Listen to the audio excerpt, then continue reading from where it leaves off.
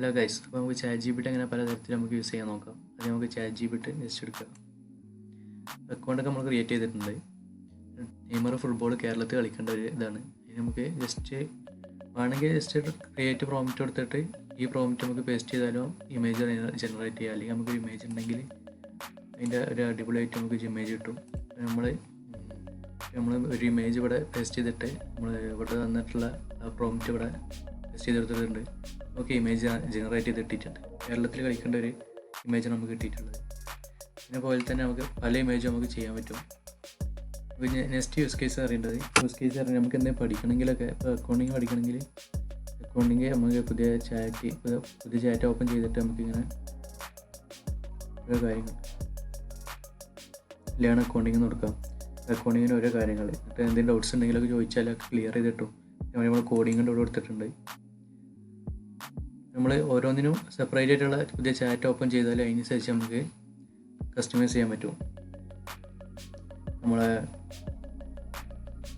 നമുക്ക് എന്തൊക്കെയാണ് പഠിക്കേണ്ടത് അങ്ങനത്തെ കാര്യങ്ങളൊക്കെ നമുക്ക് ചെയ്യാൻ പറ്റും. ഇത് കുറേ അധികം യൂസ് കേസ് ഉണ്ട്. ഇപ്പോൾ കുറച്ച് യൂസ് കേസ് നമുക്ക് നമ്മളിവിടെ പറഞ്ഞിട്ടുള്ളത് വോയിസ് ഇട്ട് നമുക്ക് ചാറ്റ് ചെയ്യാൻ പറ്റും. കുറേ കാര്യങ്ങളുണ്ട്. നമ്മൾ പുതിയ ചാറ്റ് ഓപ്പൺ ചെയ്തിട്ട് നമ്മൾ ജസ്റ്റ് നമ്മൾ ടീച്ചറായിട്ട് ആക്ട് ചെയ്യാൻ പറയുകയാണ്.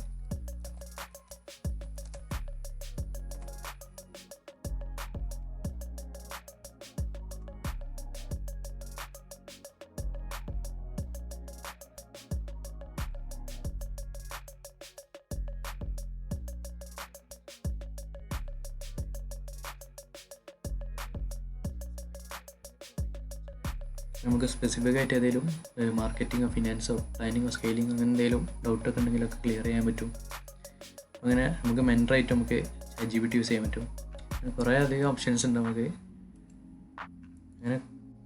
അങ്ങനെ കുറേ അധികം നമുക്ക് കാര്യങ്ങൾ ചെയ്യാൻ പറ്റും. ChatGPT ആയിട്ട് ഇമേജ് നമുക്ക് ജനറേറ്റ് ചെയ്യാൻ പറ്റും. കുറേ കാര്യങ്ങൾ ചെയ്യാം.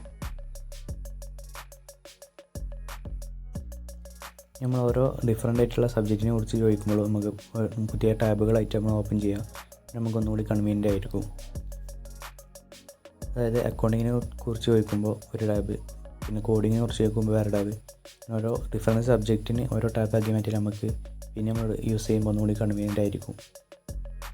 പിന്നെ ഇമേജ് ജനറേറ്റ് ചെയ്യാൻ വേണ്ടിയിട്ട് നമുക്ക് ഏത് ഇമേജും ഏത് തരത്തിലാണെങ്കിലും നമുക്ക് ക്രിയേറ്റ് ചെയ്യാൻ വേണ്ടിയിട്ട് പറ്റും.